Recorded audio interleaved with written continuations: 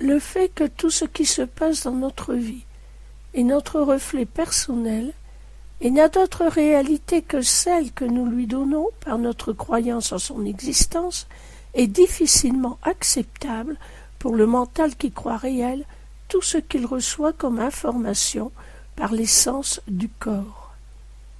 C'est en pratiquant la méditation régulièrement que peu à peu cela sera accepté. Plus le fait que tout est notre reflet est assimilé comme vérité, plus cela sera visible concrètement. En comprenant cela, il est évident que la clé d'une vie harmonieuse est dans un état d'esprit, de conscience harmonieux. Quel que soit le problème qui se présente dans la vie, la solution est à l'intérieur de soi. Certes, nous sommes conscience incarnée dans le monde de la matière et nous pouvons nous servir des supports qu'offre celle-ci. De même que pour nous rendre un rendez-vous qui se trouve à 100 de kilomètres, nous pouvons choisir le train ou la voiture comme moyen de transport et non pas tenter de se transporter par la pensée. Si nous avons la migraine, nous pouvons avaler un comprimé ou bien faire de la relaxation. Mais si c'est une maladie plus grave, la sagesse est de ne pas rejeter toutes les aides médicales. Toutefois, il est bon de savoir que le thérapeute ne peut apporter à la personne qui le consulte que ce que celle-ci est prête à recevoir.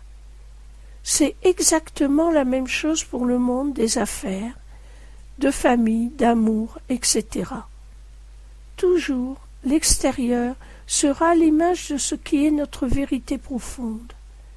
Cela est vrai autant pour les événements, les circonstances de vie, que pour le comportement des êtres que nous côtoyons. Un jour, alors que je m'imprégnais de plus en plus du fait que la pensée et les émotions sont créatrices, une évidence m'est arrivée dans mon esprit, comme un éclair au milieu d'un ciel dégagé. Toujours j'avais cru qu'il était bien et bon d'aider.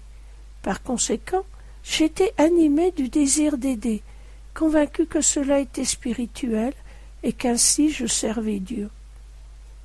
Mais puisque la pensée crée, le ressenti crée, le fait de désirer aider va participer à créer des difficultés pour des personnes afin que je puisse me faire plaisir en leur apportant mon aide. J'étais en pleine confusion durant quelques instants. Que faire? Quelle est la bonne aptitude? Mon être intérieur patiemment me rassura et me fit comprendre que le seul bon désir, la seule bonne attitude, était de me laisser guider en ne désirant que d'ouvrir ma conscience de plus en plus à la vérité de l'être.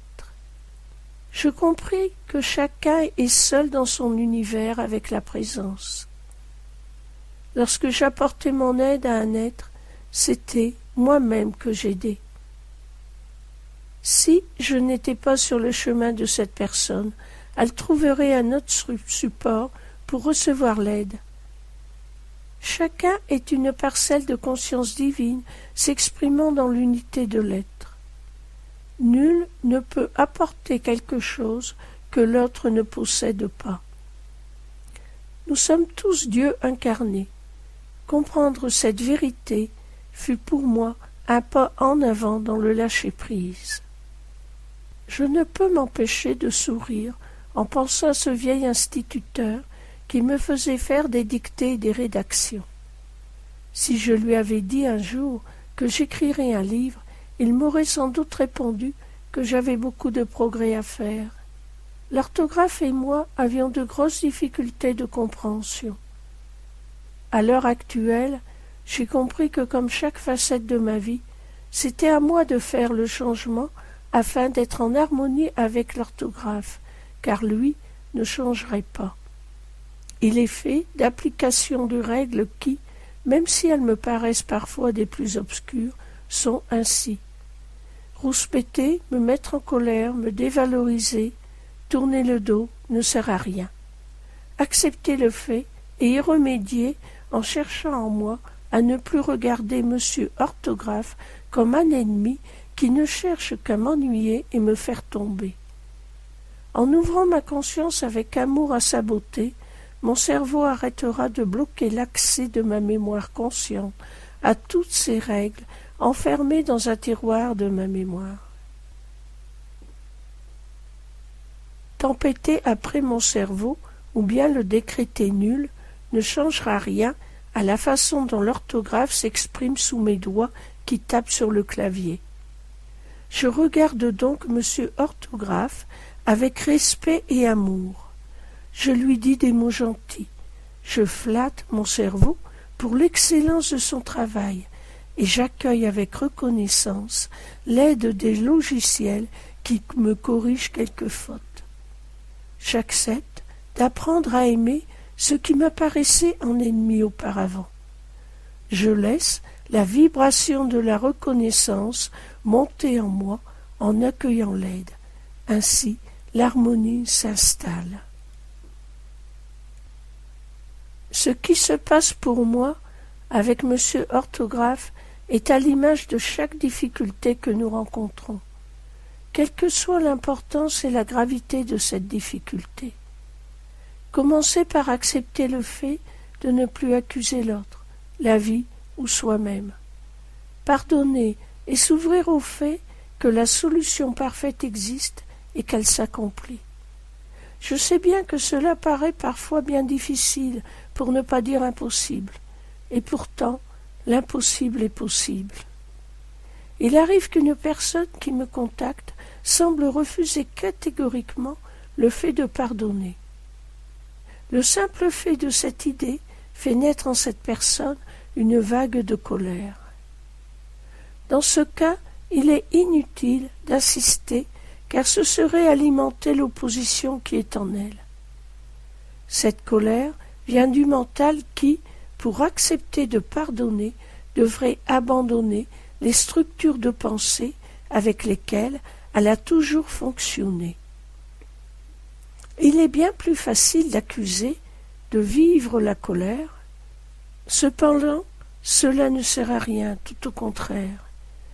La colère, la rancœur et la rancune sont des poisons de l'âme et du corps. Bien des cancers et d'autres maladies s'en nourrissent. Il m'arrive de voir des personnes ainsi accrochées à leur colère qui les aident à ne pas se laisser sombrer dans le désespoir, s'ouvrir à la vibration du pardon. Elles-mêmes ne comprennent pas ce qui s'est passé en elles. C'est comme la porte d'une prison qui s'ouvre. La libération est là. Ouvrir cette porte n'est qu'une étape, mais une étape indispensable. À chaque instant, accepter d'abandonner la sécurité de ce que nous croyons vérité, abandonner nos idées reçues, nos convictions, les offrir à la vie. Ce n'est qu'alors que nous pouvons recevoir de la vie plus de vérité qui est synonyme de bonheur. Si vous décidez de continuer la lecture de ce livre, vous allez y découvrir des articles divers. Ils expriment ma vérité. Qu'est-ce que la vérité? Je ne pense pas qu'un mental peut la contenir, car elle est au-delà des limitations du mental. Parfois, en méditation, il est possible de l'entreapercevoir plus globalement. À la sortie de la méditation, la mémoire consciente en garde le souvenir d'un sentiment merveilleux. La vérité est semblable au ciel étoilé. S'il est demandé à des personnes de décrire le ciel qu'elles voient, selon l'heure, la date et le lieu où elles se trouvent, les descriptions différeront et parfois sembleront en opposition. Et pourtant, chacune de ces personnes aura décrit sa vérité avec sincérité.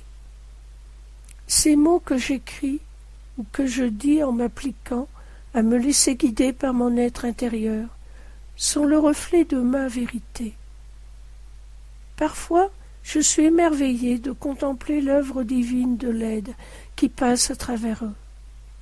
J'écris cela sans orgueil, mais avec amour et foi pour la présence. Lorsque je lis ou j'entends les témoignages de réussite de ces êtres, qui pour la plupart je ne verrai jamais en chair et en os, je ressens une vague de bonheur et de reconnaissance pour mon être intérieur qui me permet de vivre cela.